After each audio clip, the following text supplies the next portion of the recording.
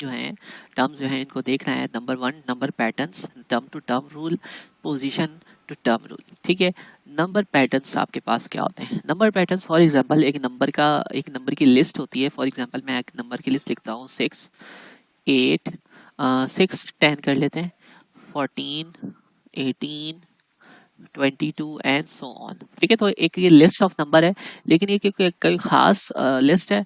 ठीक है, कोई इसमें कुछ ये दूसरों से कैसे डिफरेंट हो सकती है? ये कुछ इस तरह से मैंने एक लिस्ट बनाई है जो किसी खास सीक्वेंस पे है, किसी खास पैटर्न पे है। ठीक है, आप जरा गौर से देखें, अगर मैं 6 के अंदर +4 करूं तो मेरे पास 10 आ जाएगा। फिर मैं 10 के अंदर +4 करूं तो मेरे पास 14 आ जाएगा। फिर +4 करूं तो मेरे पास 18 आ जाएगा। तो ये एक खास पैटर्न में एक सीक्वेंस है, एक पैटर्न है। ठीक है, नंबर्स में। ठीक है, तो ये कोई आम जो है आम नंबर्स नहीं है। फॉर एग्जांपल मैं ऐसे नंबर बनाता हूँ 2 3 -1 100 1/4। अब ये बताएं क्या ये कोई जो है नंबर पैटर्न होगी, कोई सीक्वेंस? नहीं, ये ऐसा कुछ, इसमें कोई पैटर्न ही नहीं है। ठीक है, तो मैं इस वाले नंबर्स की लिस्ट की बात नहीं कर रहा, मैं एक ऐसी खास नंबर की लिस्ट की बात कर रहा हूँ जिसमें एक पैटर्न हो, एक सर्टेन सीक्वेंस हो। ठीक है, तो नंबर पैटर्न्स आपके पास क्या हुआ? एक लिस्ट ऑफ नंबर, एक लिस्ट ऑफ नंबर्स होती हैं। ठीक है, a list of numbers with a certain, उसमें खास क्या होता है? सीक्वेंस होता है। ठीक है, तो नंबर पैटर्न या सीक्वेंस कह लें या पैटर्न कह लें। ठीक है, उसमें एक पैटर्न होता है। अच्छा अच्छा, अब टर्म टू टर्म रूल क्या होता है? टर्म टू टर्म रूल आपने करना क्या है, आपने ये जो सीक्वेंस है इसको अलजेब्राइक एक्सप्रेशन में लिखना है। बिल्कुल इसी तरह जैसे कि आपके 2n+1 ये एक अलजेब्राइक एक्सप्रेशन है, जिसमें एक वेरिएबल, जिसमें सब वेरिएबल्स और अरिथमेटिक रूल्स, ठीक है, होते हैं और कुछ कॉन्स्टेंट्स होते हैं, तो अलजेब्राइक एक्सप्रेशन कहलाती है वो। तो 2n-10 इस तरह आपने कोई अलजेब्राइक एक्सप्रेशन बनानी है इस नंबर पैटर्न की, इस नंबर सीक्वेंस की। ठीक है, तो किस तरह बनाएंगे? तो जरा गौर से देखें। अच्छा, मैं रूल कौन सा इस्तेमाल कर रहा हूँ? रूल मेरे पास है, रूल है term to term rule. Term to term क्या मतलब? कहने का मतलब है ये मेरे पास रिकर्सिव जो है इस तरह से रूल होगा कि मैं पिछली टर्म से अगली टर्म बनाऊंगा। जैसे कि मैंने अभी आपको बताया कि मैं क्या कर रहा हूँ, 6 के अंदर मैं +4 करूंगा तो मेरे पास अगली टर्म आ जाएगी। फिर मैं दूसरी टर्म में फिर +4 करूंगा तो मेरे पास ये तीसरी टर्म आ जाएगी। ठीक है, तो ये मेरे पास ये पहली टर्म है, ये दूसरी टर्म है, ये तीसरी टर्म है, ये चौथी टर्म है, इस तरह है ना, ये पांचवी टर्म है।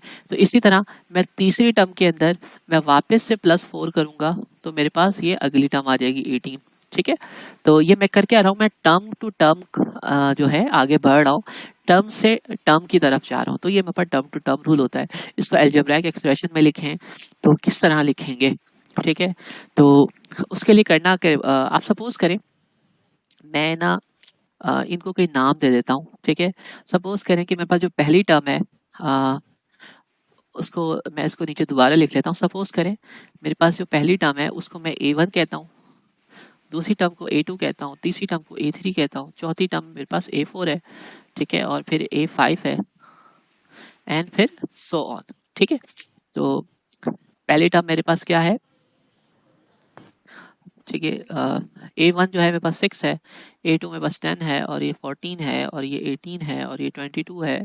ठीक है, और फिर आगे सो ऑन। ठीक है, नाउ अब होगा क्या? टर्म टू टर्म रूल से मैं क्या करूंगा? अच्छा, ये तो मेरे पास 1 2 3 चल रहे हैं ना, तो आगे मैं एक जनरल टर्म निकालना चाह रहा हूँ। आगे एक सीक्वेंस में मेरे पास एक टर्म आएगी, मुझे नहीं पता वो कौन सी टर्म है, उसको मैं एक जनरलाइज कर लेता हूँ। मेरे पास एक AN भी आएगी एक टर्म, उसके बाद मेरे पास AN+1 आएगी। ठीक है, और फिर N+ आगे जाऊंगा तो N+2 आएगी। इसी तरह मैं AN से पीछे आऊंगा तो मेरे पास एक टर्म आएगी AN-1। ठीक है, तो जनरलाइज फॉर्म में मैं इसको लिख सकता हूँ, क्योंकि 1 2 3 तो मुझे नंबर पता है ना, आगे जाके मुझे अगर नंबर नहीं पता तो उसको मैंने एक n नाम दे दिया। ठीक है, तो n का अगली टर्म क्या होगी? जैसे 6 है, 6 की अगली टर्म 7, 6+1 7 होगी ना, तो n की अगली टर्म n+1 होगी। ठीक है, n की पिछली टर्म n-1 होगी, जैसे 6 की पीछे टर्म 6-1 5 होगी। ठीक है, तो इस तरह आप जनरलाइज फॉर्म में भी इसको लिख सकते हैं। तो टर्म टू टर्म रूल से इसको अगर मैं अलजेब्राइक एक्सप्रेशन में लिखूं तो हो क्या रहा है? मैं क्या कर रहा हूँ, मैं कोई भी एक टर्म ले रहा हूँ, उसमें मैं जब +4 कर रहा हूँ तो मेरे पास अगली टर्म आ रही है। ठीक है, क्या आ रही है मेरे पास? अगली टर्म आ रही है, A2 आ रही है, ठीक है। 6 के अंदर मैंने +4 किया तो मेरे पास क्या हो रहा है, 10 आ रहा है। तो इसको मैं इस तरह लिखूंगा, मैं कोई भी, ठीक है, एक जनरल टर्म ले रहा हूँ n, उसके अंदर मैं +4 कर रहा हूँ, तो मेरे पास an के बाद वाली टर्म आ रही है, उसको मैं कह देता हूँ an+1, ठीक है। I hope you understood. क्या कर रहा हूँ मैं, कोई भी एक जनरल टर्म ली, जैसे मैंने A3 ली, ठीक है, A3 के अंदर मैंने +4 कर रहा हूँ तो मेरे पास क्या आ रहा है, ठीक है, A4 आ रहा है, ठीक है।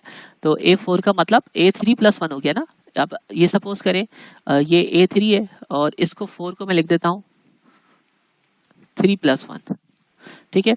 तो A3 के अंदर मैं +4 करूंगा, मतलब कि 14 के अंदर मैं +4 करूंगा तो मेरे पास 18 आ रहा है, 18 मतलब A4 आ रही है, और A4 मेरे पास क्या है, 3+1। अब 3 सपोज कर ले एक n है, तो मैं एक an ले रहा हूँ, an के अंदर मैं +4 कर रहा हूँ तो मेरे पास अगली टर्म क्या आ रही है, an+1 आ रही है। तो ये मैंने इसको एक अलजेब्राइक एक्सप्रेशन में लिख लिया।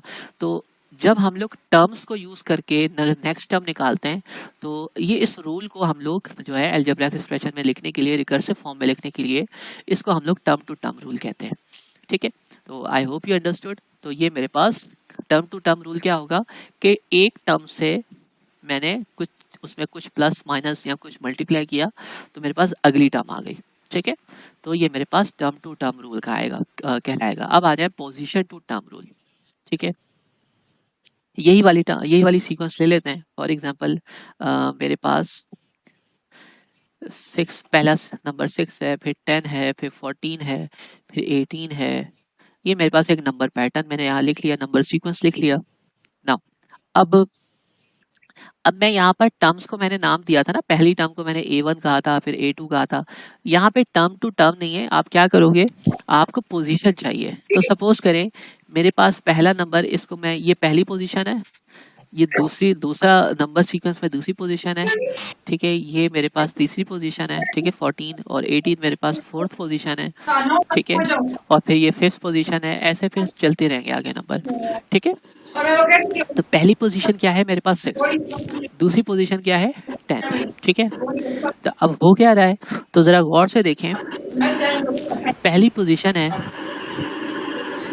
अब अगर मैं इन पोजीशन से मैं करूंगा क्या, मैं पोजीशन के जरिए मैं सीक्वेंस मालूम करूंगा, ठीक है। मैं ये सीक्वेंस मालूम करूंगा। पहले मैं क्या कर रहा था, मैं पिछली टर्म से अगली टर्म मालूम कर रहा था। अब मैं टर्म में नहीं आऊंगा, मैं पोजीशन से टर्म में आऊंगा, पोजीशन से, ठीक है।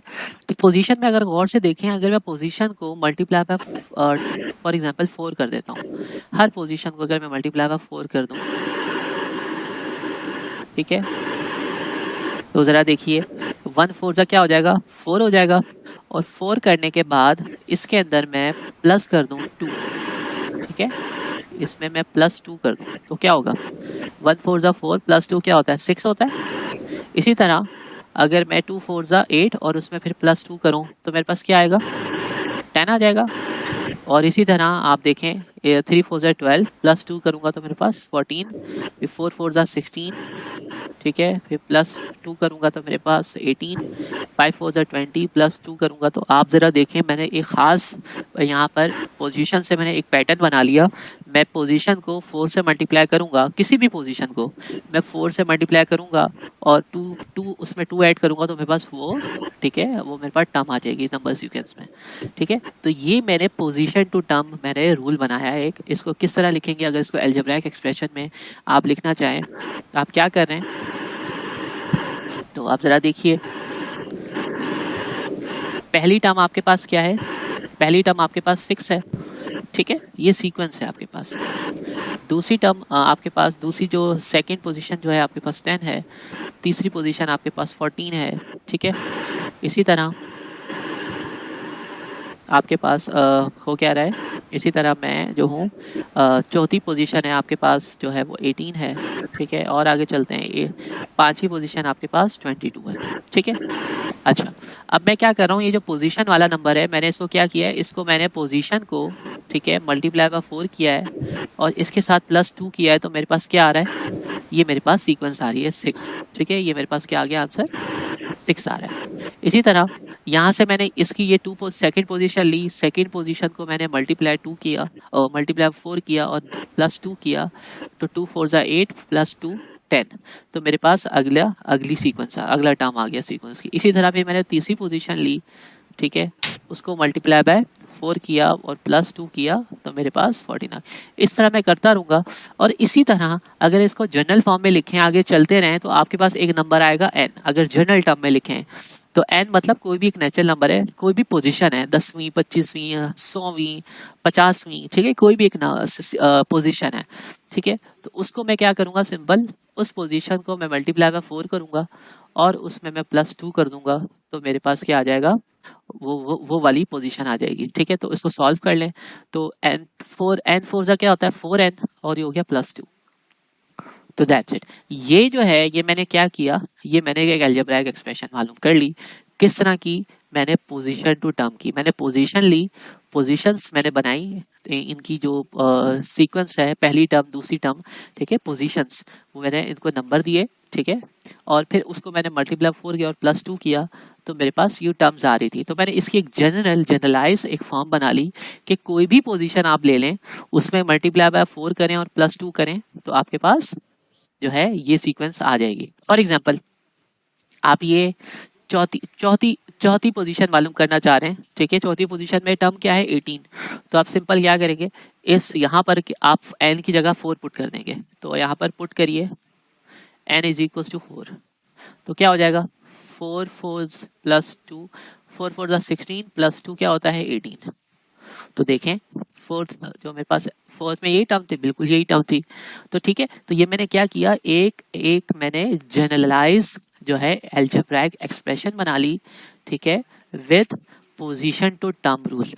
उससे पहले मैंने क्या किया था, उससे पहले मैंने एक जनरलाइज एक्सप्रेशन बनाई थी, ठीक है, लेकिन वो किस तरह बनाई थी, रिकर्सिव मैंने जो है इक्वेशन कह ले इसको, क्योंकि इक्वल्स की साइन है, ठीक है, या तो ये मैंने किससे बनाई थी, ये मैंने टर्म टू टर्म रूल थी, इसमें टर्म्स हैं, ठीक है। तो ये आपके पास 2 रूल्स हो गए, और ये आपके पास नंबर पैटर्न की हम लोगों ने पहले डेफिनेशन देखी, फिर उसमें नंबर पैटर्न्स को हमने आइडेंटिफाई करने के लिए अलजेब्राइक एक्सप्रेशन बनाने के लिए 2 रूल्स भी देखे। This is your answer. I hope you understood. Thank you.